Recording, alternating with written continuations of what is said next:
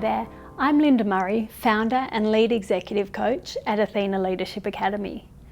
Today's video is a big one, but it's one that is one of the most popular areas of the advisory work that we do at Athena Leadership Academy: teams and teamwork. Yep, as you can imagine, this is a topic I get asked about a lot. But why? Surely it's just people working together, right? Well, yes and no. Teams and their needs are as individual as the people within them. I mean, there's not just personalities and egos to navigate, which is challenging enough, but different styles, preferences, and dynamics to consider. When it's right, it's magic. When it's not, it's a challenge unlike any other. Think herding cats. And as you can imagine, as an executive coach, I've worked with hundreds of highly successful people with a myriad of team-related problems and challenges over the years. So from my experience both with clients and my own team, I have to say there are some key proven tools that you can deploy to make your team run like a well-oiled machine, and also to ensure you're getting the best out of everyone in it individually. So today I thought I'd break it down into 4 largely self-explanatory but essential nuggets of insight about building and maintaining high-performing teams. So let's talk specifically about practically what a good leader does and says to ensure that everyone in their team brings their individual A game and makes them feel safe and that their contributions are valued. I mean, how do you build an amazing team is the million-dollar question, right? So let's dive into that. Leaders encourage others to also lead. So in order for any team to reach heights they never thought was possible, it needs leaders at every level whose behaviour is a mirror of what it means to be a leader. So once your heart and mind are in the right place, you have to teach others what it means to be a leader and why it's so important that they lead from right where they're at. It actually starts with changing your mindset that you, in fact, aren't the only leader in your team, and allowing for this to at first just be okay, but then eventually it gets embraced absolutely.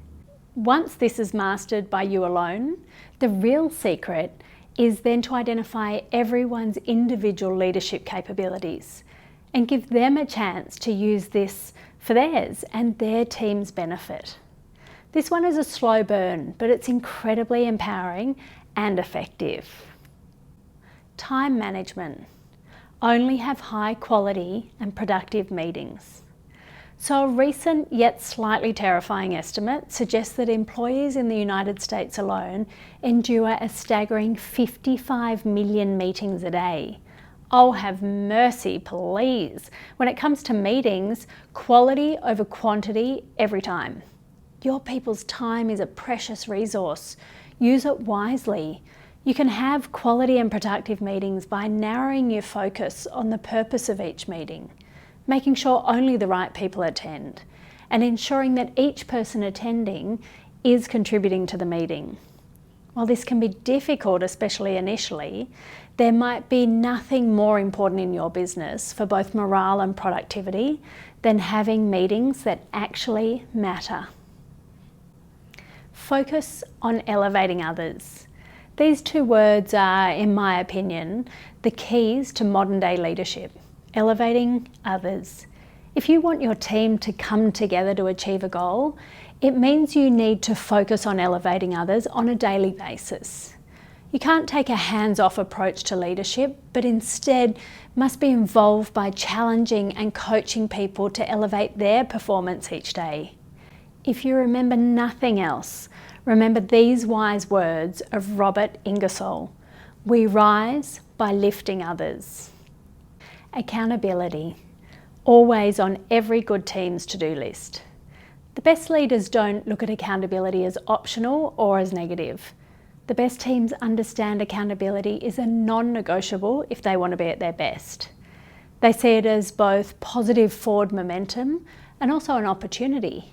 Accountability, if it's done well and fairly, not just used when members stuff up, it's incredibly empowering, but also requires acknowledgement and regularity. This is actually an incredibly easy one to implement by giving praise to your people when standards are exceeded, acknowledging people when standards are met, and giving direct feedback if your people fall short of those standards. Make it clear and concise, and most importantly, make sure it hits the human desire to be seen, heard, and acknowledged. So there you have it. These 4 ways to help build your amazing team are super simple, and they really don't take much effort to implement. But you've got to implement. Unfortunately, just watching this and hearing these ideas will not change your team. If you consistently work on them, come back to these ideas over and over again, they will become ingrained and have an enormous impact on you and the team you're working with. Thanks for joining me, and until next time, here's to your success.